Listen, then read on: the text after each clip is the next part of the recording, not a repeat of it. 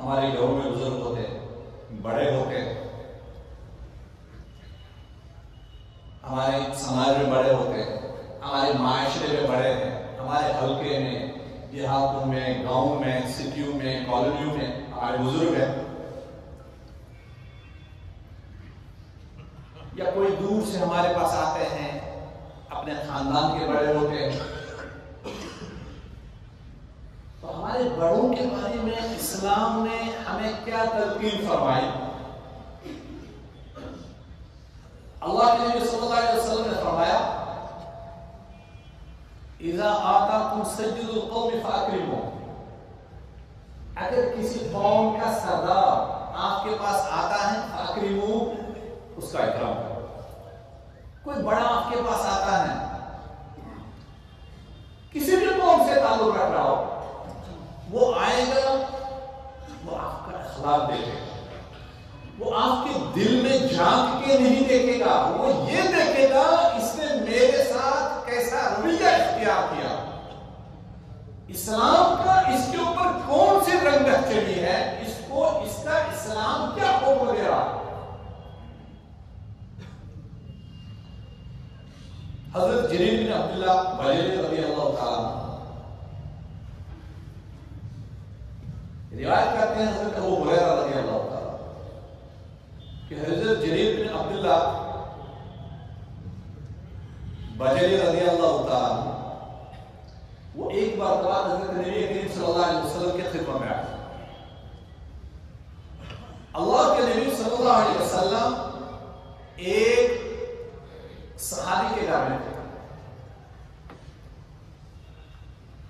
کمرے میں تھے،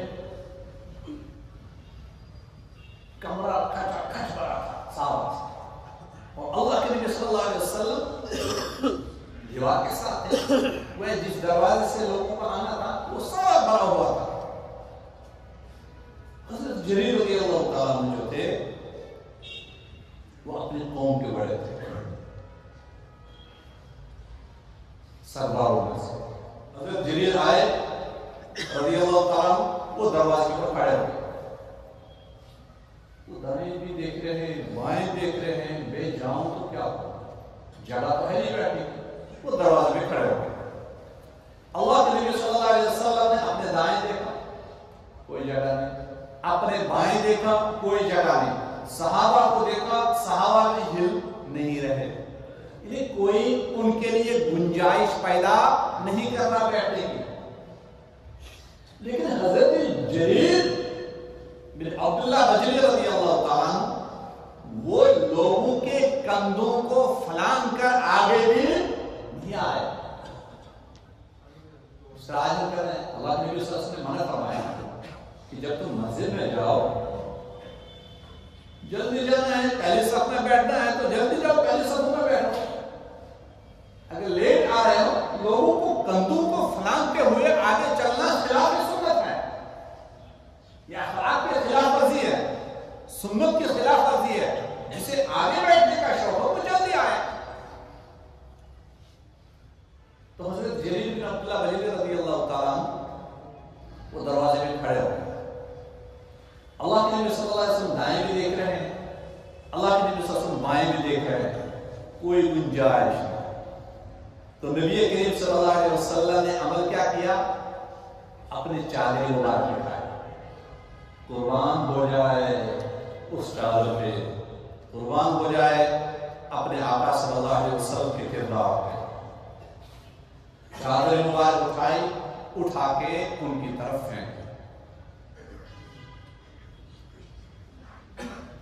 کہا یہ چادر اٹھاؤ، اس کو بچھاؤ، اس چادر پہ بیٹھو۔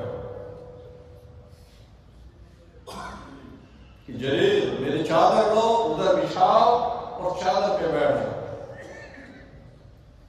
صحابہ دیکھ رہے ہیں، انہوں نے چادر اٹھائی، اس کو چوما، اس کو سیدھے سے لگایا، یا رسول اللہ صلی اللہ علیہ وسلم اللہ آپ کا ویسے ہی اکرام فرمائے جس طرح آپ نے میرا اکرام فرمایا۔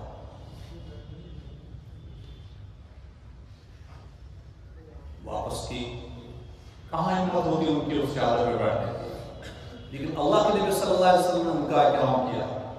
اکرام فرمانے کے بعد اللہ کے نبی صلی اللہ علیہ وسلم वसल्लम ने सहाबा से फरमाया, ये तरबियत भी थी, अब तालीम भी है। क्या फरमाया?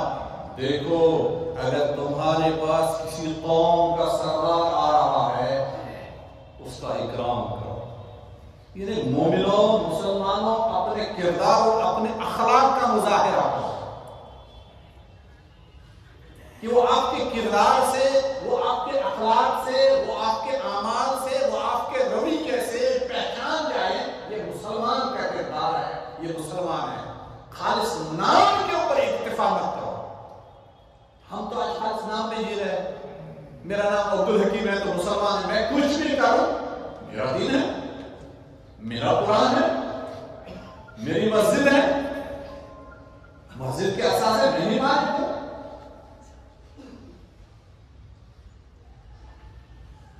हमारी जरूरी है कि कामिल तरीके पे अल्लाह के नबी सल्लल्लाहु अलैहि वसल्लम के अखलाक को इख्तियार करना, ताकि हमारी दुनियावी जिंदगी भी बेहतर बने, ताकि हमारी आखिरत की जिंदगी भी बेहतर बने।